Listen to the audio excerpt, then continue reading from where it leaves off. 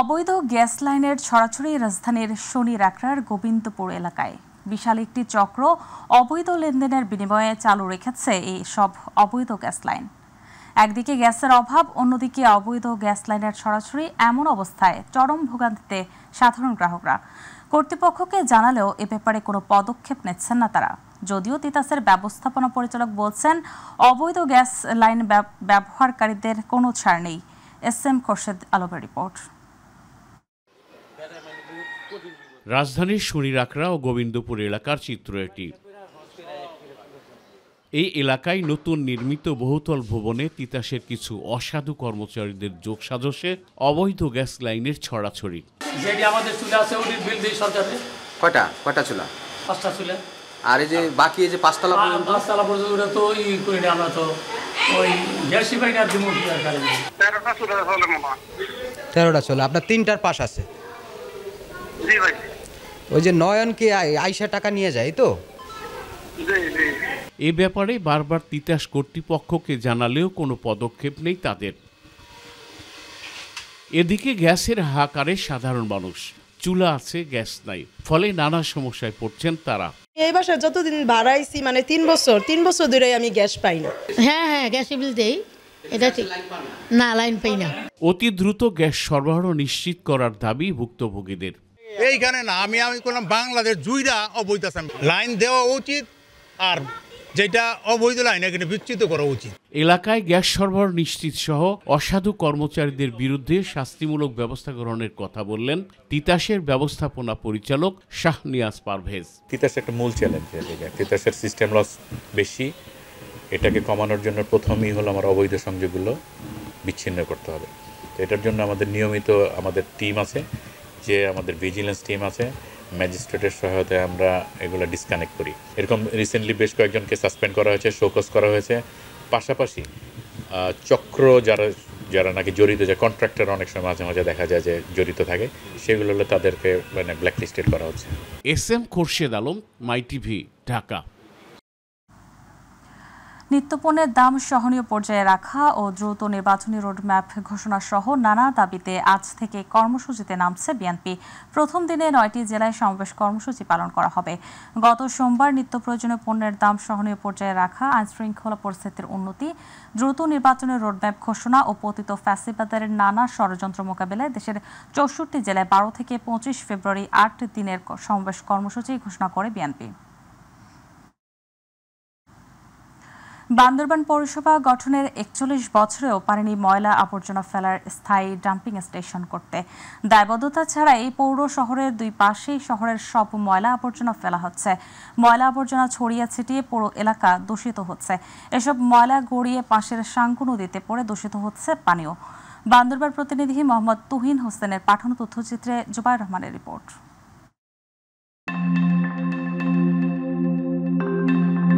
বান্দরবান রোয়াংছড়ি প্রধান সড়কের পৌর এলাকার কালাঘাটা সড়কের দুপাশে ছড়িয়ে ছিটিয়ে রয়েছে আবর্জনা। ময়লায় আগুন দেয়া ও দুর্গন্ধে অতিষ্ঠ এলাকার মানুষ। দিনকে দিন বেড়েই চলেছে দুর্ভোগ। এ দুর্ভোগ এতটাই তীব্র যে আবর্জনা পাশের সাঙ্গু নদীতে গিয়ে মিশে পরিবেশ ও নদীর পানি করছে দূষিত। আর তাই পরিকল্পিত বর্জ্য নিয়ন্ত্রণ ব্যবস্থাপনা না থাকায় মারাত্মকভাবে পরিবেশ দূষণের পাশাপাশি সৃষ্টি হচ্ছে রোগব্যাধির। অস্বাস্থ্যকর একটা পরিস্থিতি সৃষ্টি হয়েছে। এখানে দুর্গন্ধের জন্য টিকা যায় না, দুর্গন্ধ, ছেলে মেয়ে স্কুলে যাইতে পারতেছে না, আসতে পারতেছে না, শ্বাস নিতে কষ্টকর হচ্ছে। বান্দরবান পৌরসভা গঠনের 41 বছর পেরোলেও বর্জ্য ব্যবস্থাপনার জন্য স্থায়ী ডাম্পিং স্টেশন করতে না পারা প্রশাসনের বড় ব্যর্থতা বলে মনে করছে সাধারণ মানুষ। দুনো পাশের মধ্যে এমনভাবে ময়লা ফেলাচ্ছে, আমরা আসলে যারা আছি চলাফেরা করতে এমন কষ্ট হয়ে যায়। যদি এই জায়গাটা যদি আমাদের পরিষ্কার পরিচ্ছন্ন হয়, তাহলে আমাদের শহরটাও ভালো থাকে। এটা পৌরসভায় যেন উদ্যোগ নেয়, আমরা ময়লার থেকে যেন বাঁচি। অন্যত্র জায়গা খুঁজে বের করে ডাম্পিং এর ব্যবস্থা করা উচিত বলে আমি মনে করি। পাবলিক হেলথের তত্ত্বাবধানে স্থায়ীভাবে ডাস্টবিন করার জন্য পরিকল্পনা হাতে নেওয়া হয়েছে বললেন সহকারী প্রকৌশলী। আগামীতে এডিবি কর্তৃক পাবলিক হেলথের তত্ত্বাবধানে ফিগ্রেস্টার ট্রিটমেন্ট প্ল্যান হাতে নেওয়া হয়েছে এবং তার পাশাপাশি স্থায়ীভাবে আমাদের ডাস্টবিন করার জন্য পরিকল্পনা হাতে নেওয়া হয়েছে। প্রায় ৩৩ বর্গ কিলোমিটার আয়তনে সাঙ্গু নদীর তীরে অবস্থিত বান্দরবান পৌরসভা ১৯৮৪ সালে গঠিত হয়। যত দ্রুত সম্ভব এখানে আবর্জনা ফেলার স্থায়ী ডাম্পিং স্টেশন তৈরির দাবি সব শ্রেণী পেশার মানুষের। জুবাইর রহমান, মাইটিভি নিউজ। উঠে গেছে রং প্যালেস্তারা, ফেটে গেছে পানি সরবরাহের পাইপ। লালমনিরহাটের পাটগ্রাম উপজেলা হাসপাতালের সংস্কার কাজে এমন অনিয়মের অভিযোগ উঠেছে। নামমাত্র সংস্কার করে বিলের টাকা তুলে নিয়েছে ঠিকাদারি প্রতিষ্ঠান। ফলে এক বছরেই আবারও সংস্কার উপযোগী হয়ে উঠেছে প্রায় ২ লাখ মানুষের হাসপাতালটি। তবে কাজে অনিয়মের অভিযোগ অস্বীকার করছেন ঠিকাদারি ও স্থানীয় স্বাস্থ্য প্রকৌশল বিভাগ। প্রতিনিধি মাহফুজ সাজুর রিপোর্ট। ৫০ শয্যার পাটগ্রাম উপজেলা স্বাস্থ্য কমপ্লেক্সটির সংস্কার কাজ শেষ করে হস্তান্তর করা হয় গত বছরের শুরুর দিকে। ১,৮৭,০০,০০০ টাকার এ কাজের উল্লেখযোগ্য অংশ ছিল হাসপাতালের পুরাতন ভবন ও কর্মকর্তা কর্মচারীদের আবাসিক ভবনের নতুন রং করা, টাইলস লাগানো, জানালা বারান্দার গ্রিল ও থাই গ্লাস, পানি ও বিদ্যুৎ সংযোগের লাইন স্থাপন, সীমানা প্রাচীর নির্মাণ। এসব কাজ করা হয়েছে নামে মাত্র। এ নিয়ে ক্ষুব্ধ স্থানীয়রা। যে পরিমাণ টাকা ছিল আর যে পরিমাণ উন্নয়ন, তার তুলনায় উন্নয়ন অনেক কম। 1 বছরও হয়নি, সেখানে রড আপনার ওই যে জং লেগে গেছে, যেখানে আমি স্বচক্ষে দেখতে পাচ্ছি। থাকতে চাচ্ছে না, যাদের বাধ্য হয় না থাকায় তারা থাকতেছে। এই যে পানি যে সেলটা দেয়, এই পানির পাইপ সম্পূর্ণটাই ফাড়া। সংস্কারের 1 বছরের মাথায় উঠে গেছে বিভিন্ন স্থানের পলেস্তারা, ফেটে গেছে পানি সরবরাহের পাইপ। যথাযথ রং না করায় গ্রিলে পড়েছে মরিচা, এমনকি করা হয়নি সীমানা প্রাচীরের অনেক অংশের প্লাস্টারও। দায়সারা এসব কাজের ফলে দুর্ভোগ পোহাচ্ছেন স্বাস্থ্যকর্মীরাও। আমরা জানাইছি, ঊর্ধ্বতন কর্তৃপক্ষকে জানানো হয়েছে, আগাম স্যার এবং ইউএচএফপি স্যারকে জানানো হয়েছে বিষয়গুলো। হাসপাতাল কর্তৃপক্ষ বলছে, হাসিনা সরকারের সময়ে করা সংস্কার কাজগুলো হস্তান্তরের পর থেকেই এর মান নিয়ে উঠেছে নানা প্রশ্ন। বিপুল অঙ্কের টাকা ব্যয় করা সংস্কারের পরেও আবারও সংস্কারের প্রয়োজন দেখা দিয়েছে হাসপাতালটির বিরুদ্ধে বিভিন্ন অভিযোগ আছে। তো এগুলো আমরা অবগত আছি, আমাদের কাছে আপনারাও নিয়ে আসছেন, প্লাস আমাদের যে এলাকাবাসী এনারাও বলছেন এই ব্যাপারটাতে। কাজের দায়িত্ব পাওয়া ঠিকাদারি প্রতিষ্ঠান ইসলাম এন্টারপ্রাইজের স্বত্বাধিকারী রেজওয়ান ফ্যাসিবাদী হাসিনা সরকারের সাবেক এক এমপির ভাতিজা হওয়ায় প্রভাব খাটিয়ে নিম্নমানের সব কাজ করার অভিযোগ উঠেছে। একই সাথে রয়েছে অন্য প্রতিষ্ঠানের মাধ্যমে কাজ করানোরও অভিযোগ। তবে কাজে অনিয়মের অভিযোগ অস্বীকার করেছেন সেই সাব ঠিকাদার। আমি তো সেই মাপে করে দেবো, তাই না? আমার যে মাপে যে চাইছে, যেভাবে ওখানে দেখিয়েছে, আমি সেইভাবে করে দিয়েছি। কাজের তদারকির দায়িত্বে থাকা স্বাস্থ্য প্রকৌশল অধিদপ্তরের ইঞ্জিনিয়ারদের দাবি, শিডিউল মেনেই কাজ সম্পন্ন করা হয়েছে। হ্যাঁ, আমরা তো কাজ যথাযথ হয়েছে আমরা কর্তৃপক্ষকে বুঝিয়ে দিয়েছি। ইভেন তারা যখন সিকিউরিটি মানি নেয়, যদি কোনো ত্রুটি বিচ্যুতি থাকে এই মর্মে কিন্তু ওনারা একটা প্রত্যয়ন দেন। সরাসরি আমরা যাব আমাদের ঊর্ধ্বতন কর্তৃপক্ষ সহ ভিজিট করে দেখব, যেসব জায়গায় কোনো অভিযোগ আছে বা কোনো সমস্যা আছে সেটা আমরা সমাধান করার চেষ্টা করব। সরকারি অর্থের এমন অপচয় রোধে যথাযথ তদন্ত এবং দায়ীদের বিচারের আওতায় আনার দাবি জানিয়েছেন স্থানীয়রা। মাহফুজ সাজু, মাইটিভি, লালমনিরহাট। এবার আমাদের কৃষি।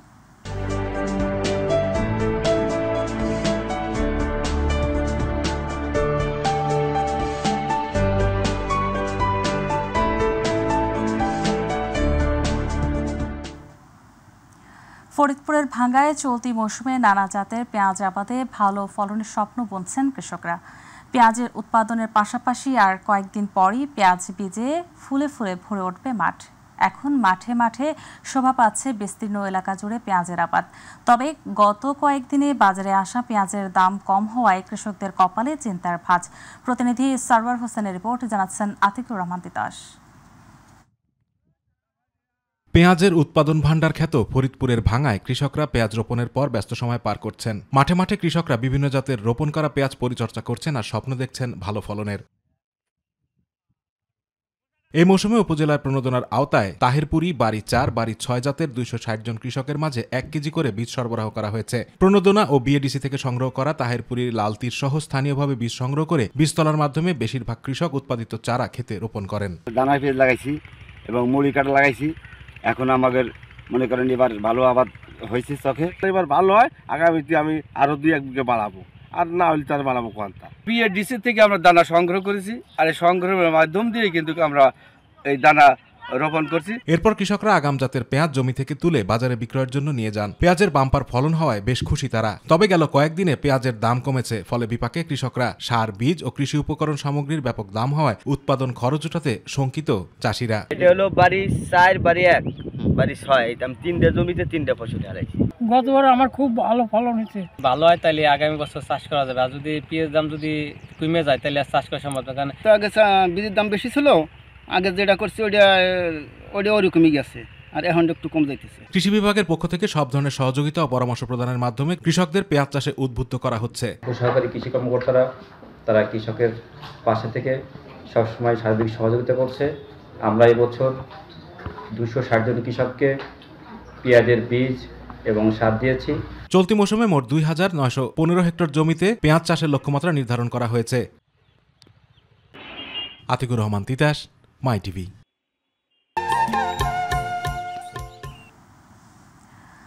সাভারে মঙ্গলবার সন্ধ্যা পর্যন্ত 24 ঘণ্টায় অপারেশন ডেভিল হান্ট অভিযানে বিভিন্ন মামলার 13 আসামিকে গ্রেপ্তার করেছে সাভার থানা পুলিশ। মঙ্গলবার রাতে গণমাধ্যম কর্মীদের প্রেস ব্রিফিংয়ের মাধ্যমে বিষয়টি নিশ্চিত করেছেন সাভার সার্কেলের অতিরিক্ত পুলিশ সুপার মোহাম্মদ শাহিনুর কবির। এর আগে সাভারের বিভিন্ন স্থান থেকে আসামিদের গ্রেপ্তার করা হয়। গ্রেপ্তারকৃত আসামিদের একজন সাভার উপজেলা আওয়ামী লীগের সাধারণ সম্পাদক, সাবেক উপজেলা চেয়ারম্যান মঞ্জুরুল আলম রাজীবের মামা কুট্টি মোল্লা।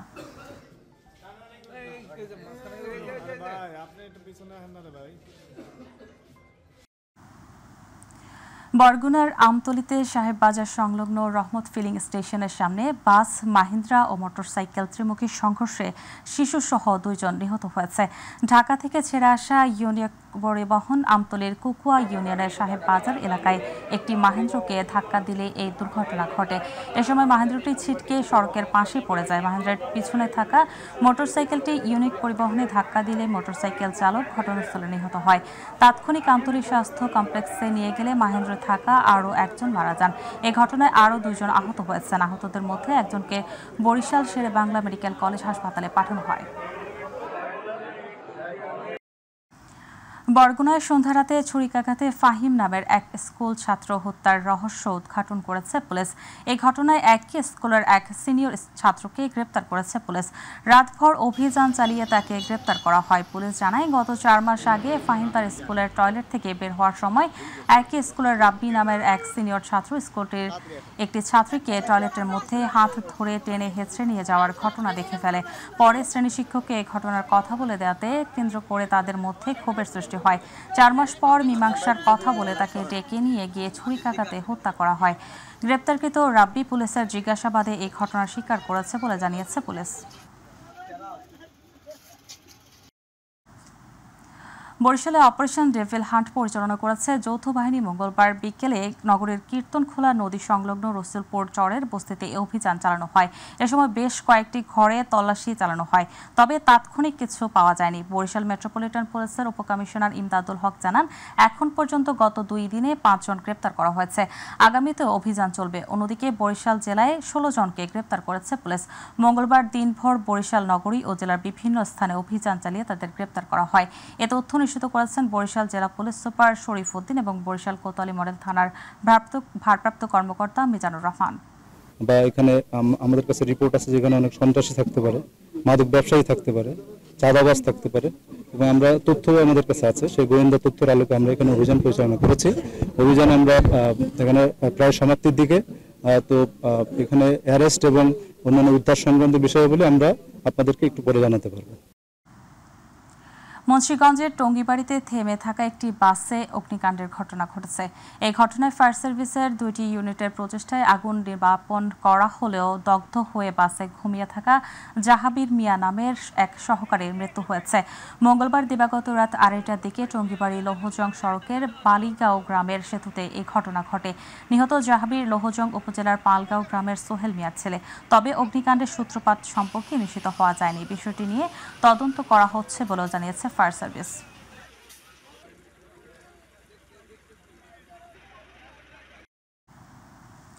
মুন্সিগঞ্জে নৌপুলিশ ও মৎস্য কর্মকর্তার অভিযানে 10,24,25 লাখ টাকা মূল্যের কারেন্ট জাল জব্দ করা হয়েছে।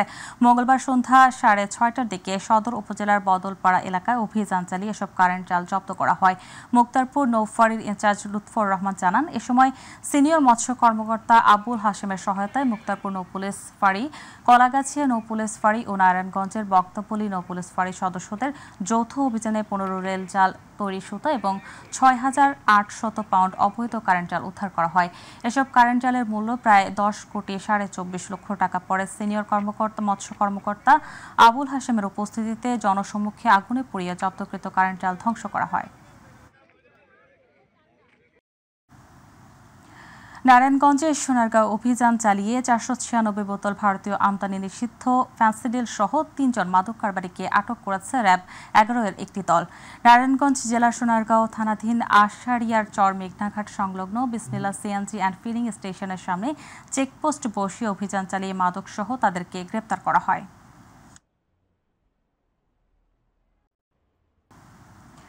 ঢাকা মাওয়া এক্সপ্রেসওয়ের মুন্সিগঞ্জের লোহজং অংশে হাসারা হাইওয়ে থানা পুলিশের অভিযানে ট্রাকসহ 10 টন নিষিদ্ধ পলিথিন জব্দ করা হয়েছে।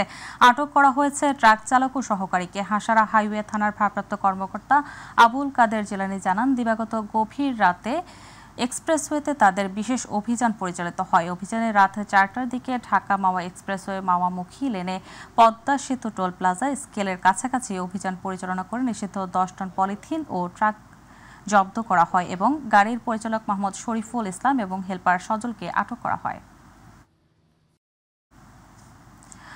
সাভারের আশুলিয়ায় পোশাক শ্রমিকদের নিয়ে সেরা শ্রমজীবী প্রতিযোগিতা আয়োজিত হয়েছে। আশুলিয়ার বাইপেলে টেক্সট্রিম ফ্যাশন এর জেনারেল ম্যানেজার হাজি মঞ্জুরুল ইসলামের উদ্যোগে গ্রহণ করা হয়। প্রতিযোগিতায় প্রধান অতিথি ছিলেন শিল্পাঞ্চল পুলিশ 1-এর পুলিশ সুপার মোহাম্মদ মমিনুল ইসলাম ভূঁইয়া। বিশেষ অতিথি ছিলেন হাজি মানিক মিয়া এবং টেক্সট্রিম ফ্যাশন এর জেনারেল ম্যানেজার মঞ্জুরুল ইসলাম সহ আরও অনেকে। প্রধান অতিথির সেরা শ্রমিক প্রতিযোগিতাকে সাধুবাদ জানিয়ে প্রতিটি কারখানা চলমান থাকলে দক্ষ ও ভালো শ্রমজীবী গড়ে উঠবে বলে মত প্রকাশ করেন।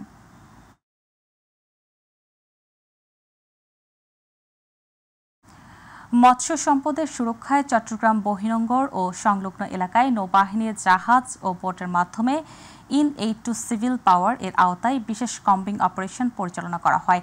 এ সময় বিপুল পরিমাণ অবৈধ বেহুন্দি জাল, কারেন্ট জাল, মশারি জাল, টর্চ জাল ও টং জাল উদ্ধার এবং এ সকল অবৈধ জাল ব্যবহার বন্ধে তৎসংলগ্ন এলাকাসমূহে জনসচেতনামূলক প্রচারণা চালানো হয়। দেশের মৎস্য সম্পদ উন্নয়নে উপকূলীয় জলাশয় ও নদীর অববাহিকায় 10 মিটারের কম গভীরতায় মৎস্য সম্পদ ধ্বংসকারী সকল অবৈধ জাল অপসারণে 4টি ধাপে পরিচালিত এই অভিযানে বাংলাদেশ নৌবাহিনীর বিশেষ টিম, জেলা প্রশাসন ও স্থানীয় মৎস্য অধিদপ্তরের প্রতিনিধিগণ অংশগ্রহণ করেন।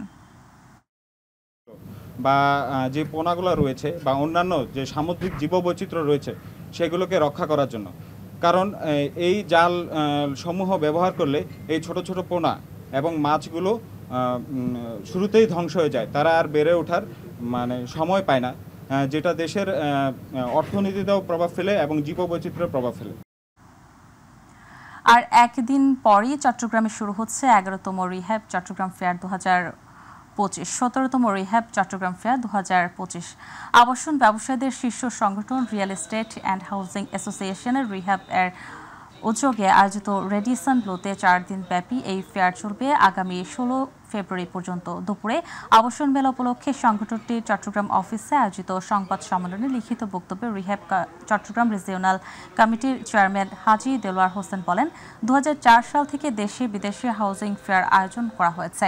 13 ফেব্রুয়ারি চট্টগ্রাম মেলা উদ্বোধন করবেন Chattogram city corporation mayor doctor Shahadat Hossain.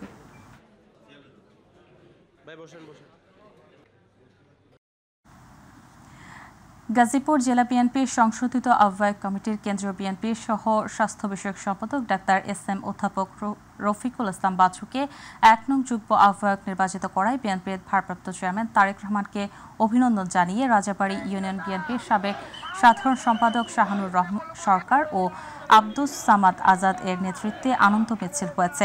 Rajabari union BNP ও অঙ্গ সহযোগী সংগঠনের আয়োজনে এই মিছিল অনুষ্ঠিত হয়।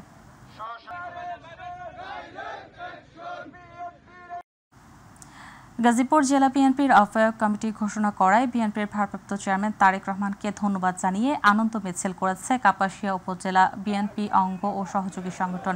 মিছিলটি কাপাসিয়া সদর শহীদ তাজউদ্দিন আহমেদ চত্বর থেকে শুরু হয়ে শহরের বিভিন্ন সড়ক প্রদক্ষিণ করে সাফাইশ্রী মোড়ে গিয়ে শেষ হয়। মিছিলে বিএনপি ও সকল সহযোগী সংগঠনের 11টি ইউনিয়নের নেতৃবৃন্দ মিছিলে অংশগ্রহণ করেন। টাঙ্গাইলের ঘাটালে লক্ষিন্দর ইউনিয়ন কৃষকের উদ্যোগে কৃষক সমাবেশ হয়েছে। মঙ্গলবার বিকেলে লক্ষিন্দর ইউনিয়ন সানবান্দা উচ্চ বিদ্যালয় মাঠ প্রাঙ্গণে এই কৃষক সমাবেশ হয়। ঘাটাইল উপজেলা কৃষক দলের সদস্য সচিব মোমেন জুমিয়ার সভাপতিত্বে সমাবেশে প্রধান অতিথি ছিলেন টাঙ্গাইল জেলা কৃষক দলের সভাপতি দীপু হায়দার। বিশেষ অতিথি ছিলেন জেলা কৃষক দলের সাধারণ সম্পাদক শামীমুর রহমান শামীম, ঘাটাইল উপজেলা বিএনপির সভাপতি সিরাজুল হক সানা, উপজেলা বিএনপির সাধারণ সম্পাদক হাজী বিলাল হোসেন, ঘাটাইল শ্রমিক দলের আহ্বায়ক সুফি সিদ্দিকী, লক্ষিন্দর ইউনিয়ন বিএনপির সভাপতি জসিম চৌধুরী সহ কৃষক দলের অঙ্গ সংগঠনের নেতাকর্মীরা।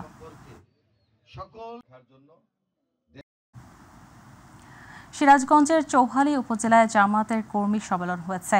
উপজেলা সদরের মেজর অবসরপ্রাপ্ত মঞ্জুর কাদের কারিগরি কলেজ মাঠে সম্মেলন হয়। চৌহালি উপজেলা জামাতের আমির আবু সাইদ সালের সভাপতিত্বে প্রধান অতিথি ছিলেন সিরাজগঞ্জ জেলা জামাতের আমির অধ্যক্ষ শাহিনুর আলম। প্রধান বক্তা জেলা নায়েবে আমির ও সাবেক বেলকুচি উপজেলা পরিষদ চেয়ারম্যান অধ্যক্ষ মোহাম্মদ আলী আলম। এ সময় আরও উপস্থিত ছিলেন টাঙ্গাইল জেলা আমির আহসান হাবিব মাসুদ, বেলকুচি উপজেলা আমির আরিফুল ইসলাম সোহেল, এনায়েতপুর থানা জামাতের আমির ডাক্তার সেলিম রেজা সহ বিভিন্ন ইউনিয়ন ও ওয়ার্ড নেতাকর্মী উপস্থিত ছিলেন।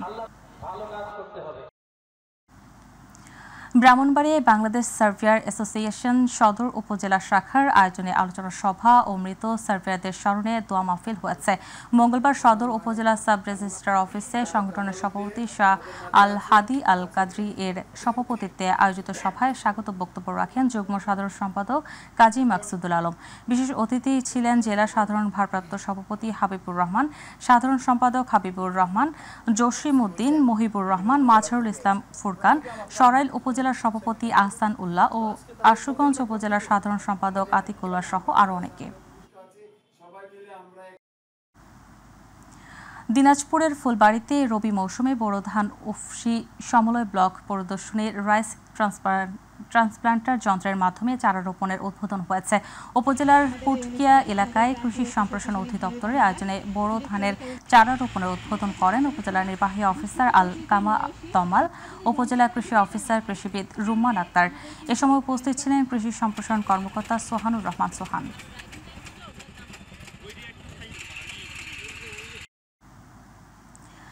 চিটাগং ইয়ুথ ক্লাবের উদ্যোগে বিভিন্ন উচ্চ বিদ্যালয়ের শিক্ষার্থীদের অংশগ্রহণে প্রবর্তক স্কুল অ্যান্ড কলেজের আন্তঃ স্কুল ভোকাবুলারি প্রতিযোগিতা হয়েছে। ক্লাবের সভাপতি রোটারিয়ান ফরহাদুল ইসলামের সঞ্চালনায় প্রধান অতিথি ছিলেন চট্টগ্রাম কলেজের সাবেক অধ্যক্ষ প্রফেসর আবুল হাসান। বিশেষ অতিথি ছিলেন প্রবর্তক স্কুল অ্যান্ড কলেজের অধ্যক্ষ প্রফেসর মনোজ কুমার দেব।